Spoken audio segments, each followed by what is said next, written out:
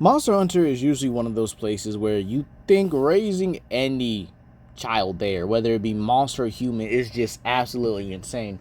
But yet we know that there are children in Monster Hunter that do live somewhat peaceful lives and still find a way to be somewhat stupid and reckless.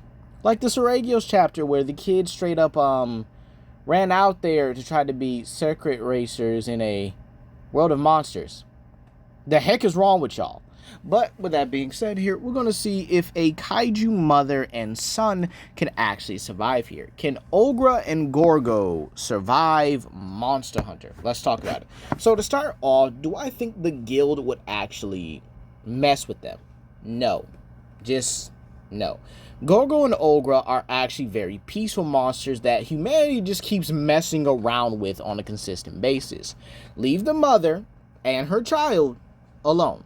They don't even attack cities unless Gorgo gets kidnapped by humans. So again, I do think they would be one of the more peaceful monsters and even see a human civilization and kind of move away from it unless they're like hunting something and then they just kind of get caught in the crossfire.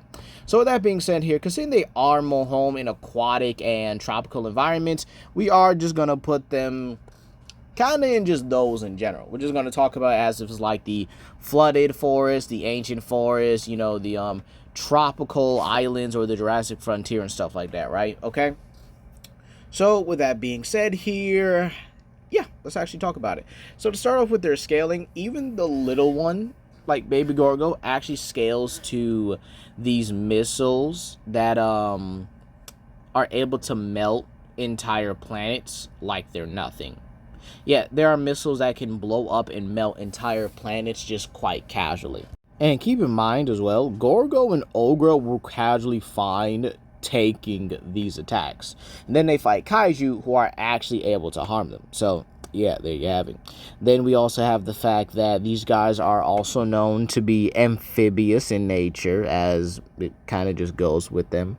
So believe it or not, I do think Gorgo and Ogra would be carnivorous, at the very least, considering most amphibians on this caliber do need high amounts of meat. So this does mean that they would actually go for slag talk more often than not, considering they would be in things like wetlands, swamps, and likely more river-like areas. It's very possible they would definitely be able to hunt slag toss more often than not. I could definitely see Gorgo just like actually like just taking one on his own. He's probably like half their size or probably just a little bit bigger than they are, and he would just honestly eat them. Then you have Ludroths, Shianatars, okay, they would definitely be able to eat those. And I definitely think other creatures like Somnicath, Mizutsune, and Royal Ludroth would also be on the menu on vast occasions. Okay, I think it's very simple that he would definitely eat them.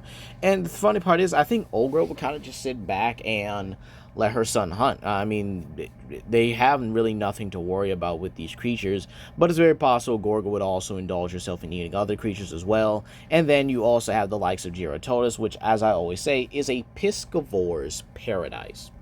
Just a smorgasbord of just fish meat in general. Like, it's just fish personified. So Gorgo and Ogra would actually have it easy when it comes to food. Even the likes of Shoguns, Cianatars, and Daimo Hermitors and stuff like that, they would actually be pretty simple. But what about threats? Would any creature really threaten them in their streams and stuff like that? Well, believe it or not, Ogra would just simply be protective over Gorgo.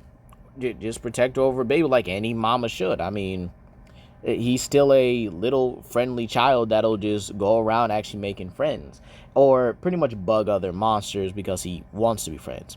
One of the few monsters I could definitely see like maybe requiring Gorgo's attention or Ogra's attention, excuse me, would definitely be the likes of Garen Gollum. I mean, Garen Gollum is a Elder Dragon level monster. I mean, he constantly fights the likes of Malzeno throughout his lore, and the funny part is he's actually pretty peaceful. So he'd probably just like kind of shoo Gorgo off, or just simply like scare him to get him off. Then I think a funnier interaction would be the likes of Espinas, because Espinas is pretty chill even when it comes to like other monsters, and he's just kind of like a flashing warning, like, look, if you don't wake me up, we cool. even trying to wake him up is a challenge. So I could definitely see like Gorgo like running over to him and then actually utilizing his tail to like jump over, as he would probably see as like practice, while Espinas kind of gets annoyed. Then when Espinas finally wakes up, Gorgo just kind of like dips out of there like a little troll. So believe it or not, I don't really see Ogra also getting involved in this, because again, Espinas really isn't about like targeting bigger monsters all that regularly. He'll target a Slagtoth if he has to, or an Aptonoth or whatever. But again, more often than not, he's just not gonna be dealing with anything. But let's talk about threats that honestly I think Mama Bear would have to get. Yeah.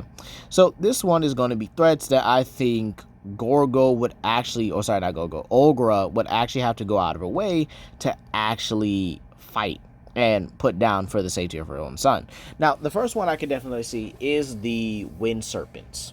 Yeah, these Elder Dragons would definitely be on her bucket list to like take out. And this is because they cause too much chaos for her liking. I mean, the sheer fact that they even cause chaos to other creatures. They even created the apexes because their storms were so powerful. The stormborn apexes literally had to overcome them in order to just get away from them, literally breaking out of their grasp in order to do so. And so both Narwa and Ibushi would be considered as not only, I think, way too dangerous for them, but I also think that they would just be, in all honesty, I think they would be too much at a certain point. Like, at a certain extent, it has to stop. So I do think Gorgo would be like, all right, I'm gonna just have to handle y'all myself. And then Geismagorn as well, another Calamity class Elder Dragon. I definitely think that she would have no choice but to really handle. I mean, it's not really bad for her to handle these kind of situations. I mean, yes, they do have like the versatility edge and stuff over her, but again, she's still stronger and faster than they are, so she would definitely be able to like outmaneuver them and then just straight up like just pulverize them into the ground and stuff. So you have like plenty of reasons and plenty of ways they could definitely handle it. Then you have the likes of Amatsu, and Amatsu being one other Calamity Elder Dragon, which you can definitely say is possibly stronger than, or more powerful I should say, than the likes of Geismagorn. So yeah, you have your Elder Dragons that definitely would get Gorgo and Ogra's attention, with Ogra definitely being like, nah, baby, hold on. You ain't got to deal with that now. Let mama take care of it, and we're going to be on our way, okay? Okay, mama. So, you know, she's going to handle that. Now, other Elder Dragons that are just way too high, like Nergigante. Well, Nergigante really wouldn't be destroying everything randomly, same with Malzeno. But also things like Dalmador and then the Black Dragons themselves, yeah, they would just simply be too much for Ogra, and she would just have to leave this to the hunters in general. So in all honesty, yeah, I don't see her really struggling too much in my opinion. I think she would just honestly have a good life here. However, I do think Gorgo would possibly benefit the most, in my opinion, from being in this environment. The reason why I'm saying this is because he has a chance to actually grow up here and being able to establish himself as someone better, someone stronger than what his mother could. In terms of what he would evolve into, I'm not sure. I'm really not. I do think that characters of this kind of caliber would just simply, well, or at least monsters of this kind of caliber would kind of just leave him alone at a certain point because of how dangerous he is. You know, I think at a certain extent, he's going to be too much. I definitely could see Gorgo with his aquatic nature likely traveling from region to region to actually make sure other monsters are honestly just kept in check in general. Just not wasting any time, not wasting any, you know, breath, or he might actually develop his own breath attack now that I think about it, because again, he just has way too many opportunities to grow, to learn, to evolve. Plus, again, creatures in Monster Hunter can passively absorb the energy of other monsters. Elder Dragons irradiate this energy, which actually allows monsters to become arch-tempered, which again does mean that there are Elder Dragons in Monster Hunter Wilds likely producing this energy. So yeah, hopefully we get to see some good Elder Dragons when the update finally comes, right? So yeah, I think that'll honestly just do it. I think that Gorgo himself honestly would become a protector, considering he was the nicest and is the most kind to humanity in general.